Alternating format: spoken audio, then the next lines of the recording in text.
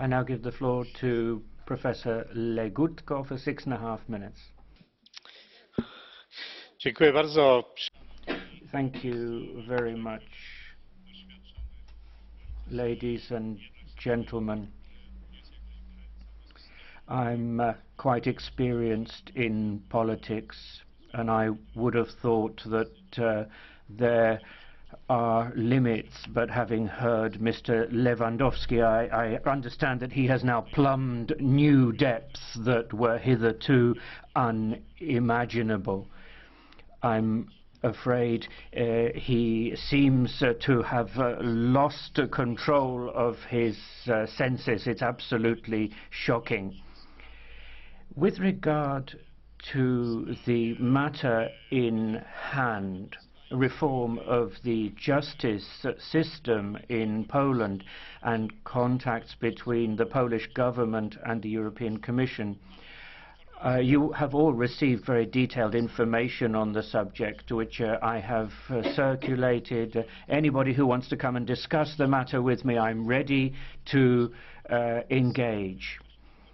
In this chamber, this is not about dialogue, this isn't debate. Let's not pull the wool over our eyes. This is again a show of force addressed to the Poles and the Polish government. This isn't about the rule of law, it's about raw power and who possesses it.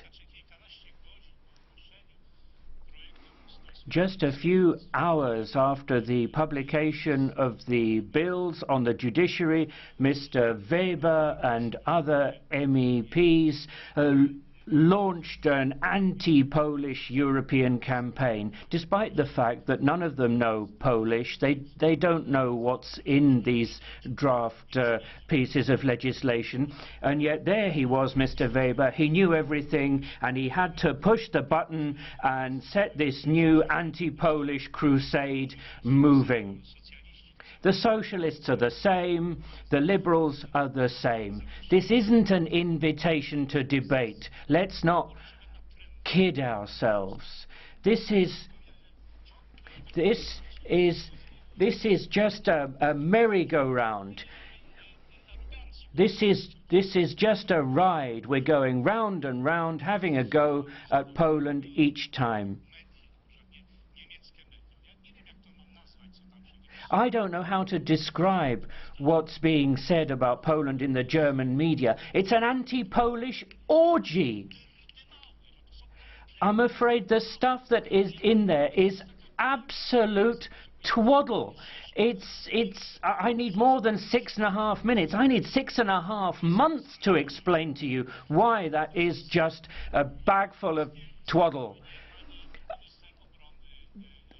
And then there's the disgraceful behavior by the German defense minister.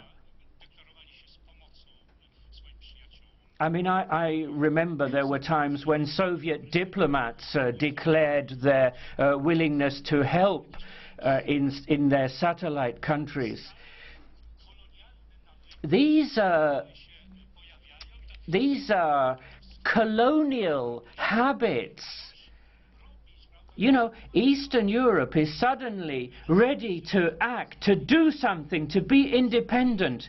And I think it's time the rest of you understood that Eastern Europe has now found its way, and it's not going to ask permission each time.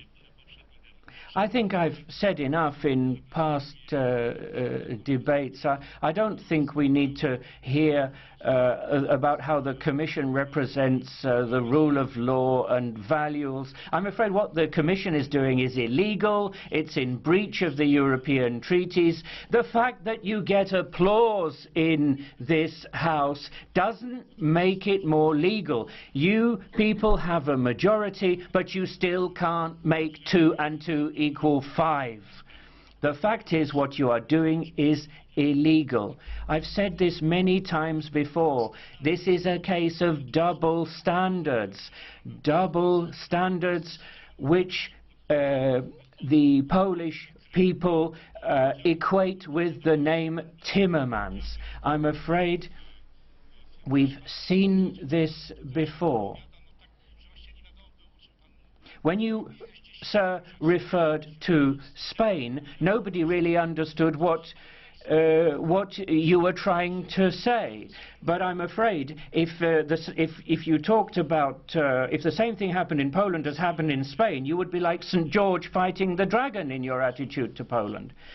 The Commission has the unfortunate habit of ignoring what Poland says. The Commission refers to dialogue, an invitation to talks. This is neither dialogue nor an invitation to talks. It's an ultimatum. What you are doing is you're saying this has to be done, and if it isn't done, you shall be punished. That is a funny kind of dialogue. That's dialogue Commission style. Shakespeare called this the insolence of office. Insolence of office. You can get away with whatever you like. You think you can get away with it. But don't worry, Poland will cope. This is not going to harm Poland, it will harm the Union. If you consider the anti-EU diatribes that have been heard in this House, they do less harm to the European Union than the first Vice President of the Commission, who does more damage than Nigel Farage and Marine Le Pen together. Would you, Mr. Legutko, would you accept a blue card from our colleague, Mrs. Kudrycka? Yeah? Okay. Mrs. Kudrycka, you have the floor. Chciałam powiedzieć, że I just want to say that for us to avoid debates of this kind, the Constitutional Tribunal should be left alone, the courts should be left alone. And my question to Professor Legutko is this: do you regard the European Union as a milk cow from which you can squeeze cash, or do you think it's a community of rule of law based on Western civilizational values?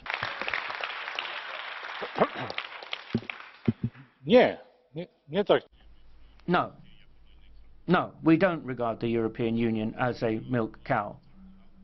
As for the Constitutional Tribunal, let me remind you that you and your party wanted to fill the entire Constitutional Tribunal with your stooges.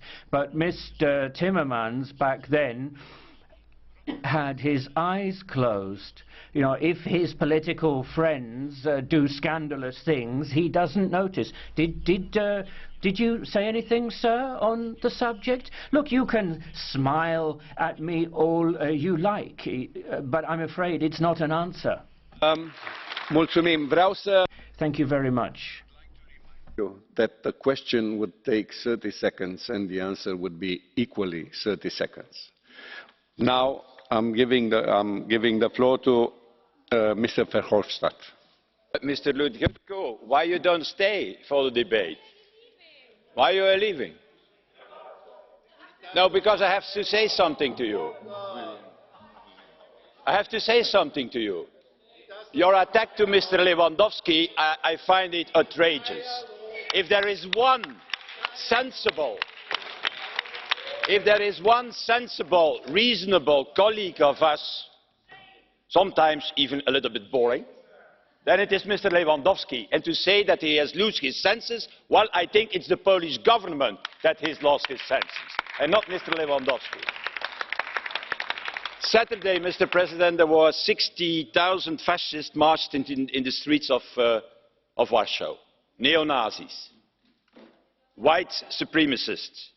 And I'm not talking about Charlottesville in America, I'm talking about Warsaw, Poland, at 300 kilometers, more or less. of Auschwitz and Birkenau. Well, I have to tell you, I thought that it should never happen in Europe, and that it should never happen also in Poland. And certainly not in Poland, because we have not to give a lesson to the country Poland. That's not the point.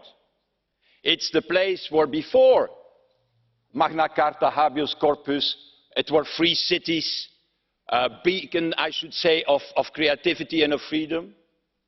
It is the country who liberated itself from two authoritarianism, from fascism and communism. And they did it alone. And at the same time, it's also, since their entrance in the European Union, the country was really the heart of Central and Eastern European democracy, and moreover, I should say, also of economic growth before Germany. So there is nothing to tell about Poland. We are not talking about Poland. We are not attacking Poland. What we are attacking, and what is said, is that the last 2 years, there is a government, and there is behind that government a personality, Mr. Kaczynski, who thinks that he can copy one or other, excuse me to the PPE, Mr. Orban, who thinks also that he has to establish illiberal states everywhere in the European Union. Copy Mr. Orban is, I think, not in the interest of Poland and the Polish society and the Polish citizens. And that is the point of our intervention of today. And unfortunately, as is in the case, Mr. President, we will ask you to activate Article 7. And not, I have to tell you very clear, to punish whatever Polish citizen. That's not the point. My proposal is even that when we have sanctions, that this European money should go directly to the Polish cities, to the Polish civil societies and to the Polish citizens, because we can never allow that Polish citizens are the victim of this reactionary agenda of the Polish government and of Mr. Kaczynski. Domnule Verhofstadt, Mr. Verhofstadt. would you accept a blue card from Mrs. Gosiewska? Oh, yeah. Would you? No, no. No. Okay. Mr. Jurek, you have a point of order? Słowami z niedopuszczalną aluzją. I have to object to the manner in which Mr. Verhofstadt has referred to Auschwitz-Birkenau. I would like to ask the presidency of the House to deal with this matter. This language of hate must stop. Am luat notă. I have taken